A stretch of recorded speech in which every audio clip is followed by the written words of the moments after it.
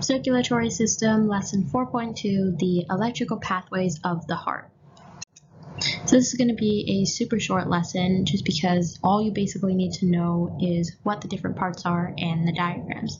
So what the electrical pathways are is a bunch of signals or electric sparks that go through the circulatory system that tell the other parts what to do. And where you see this the most common is at the doctor's office, for example, when you need to do something like an EKG so that you can read the rhythm of your heart. So if you think about that line that goes beep, beep, beep, like that, that's essentially what the electrical pathways are. And it breaks down into four main parts. So what those four main parts are the SA node or better known as the sinus node, the AV node, which is the atrioventricular, just like we learned in the other lesson node, the bundle of His, and the Purkinje fibers. So essentially, I've already drawn out the diagram for you, but you can follow along with it. So it starts off at the SA node, which is essentially called the pacemaker of the heart. And it generates a signal down to the atrioventricular or the AV node. Then there's a very small delay, which then allows the signal to develop and then pass it on to the bundle of His. The bundle of His then breaks down into actually two bundles, so the left bundle and the right bundle. And each bundle has their own Purkinje fibers. And so then it goes all the way back to the start and it goes all through the cycle again. The SA node and the AV node are when the atria contracts, and the bundle of His and all this below is when the ventricles contract. And that's all essentially what you need to know about the electrical pathways of the heart. So now what we were talking about before, the EKG or the ECG in some cases, is essentially a recording of that electrical activity in your heart.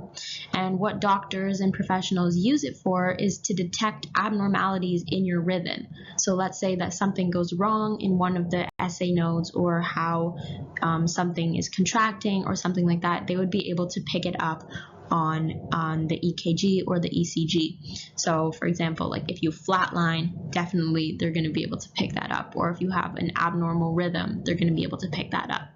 And then there's three waves.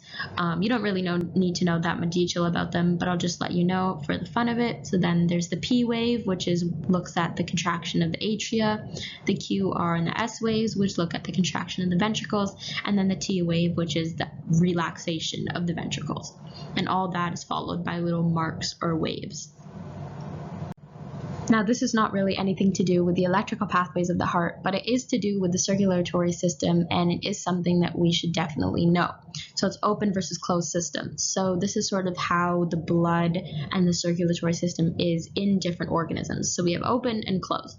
So open is when the body sinus has all the vital organs just sitting there inside, and blood is pumped through open-ended vessels. And essentially what happened is blood bathes all the organs. So if you think about it, the organs are just sitting there surrounded by bloods. There's not really any closed sort of vessels like veins and arteries that control which way the blood goes. The blood is just there, and the organs are just there, all inside. And obviously humans don't have this, but it is common in things like insects. Closed system, on the other hand, are closed systems that are vessels containing fluid. So the vessels are like things like veins, and the fluid is the blood. So it's more closed off and constricted from other parts. And it also includes a pumping mechanism, which, for example, the heart. And obviously this is way more similar to our human system. So we have a closed system. And here's just a little bit more detail about the open versus closed system. So you can see something like a grasshopper is way more open, and blood is just flowing inside of it. Whereas things like a human, there's parts that close it off and it's able to constrict it. And that's it for the electrical pathways of the heart.